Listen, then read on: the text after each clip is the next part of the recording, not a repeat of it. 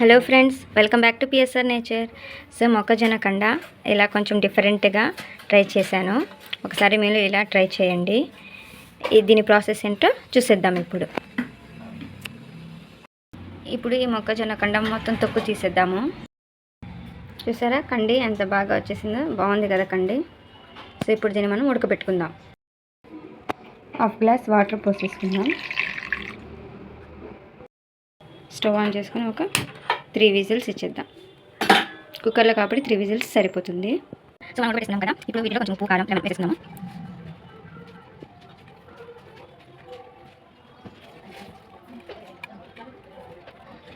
కొంచెం ఇటు పెట్టాం.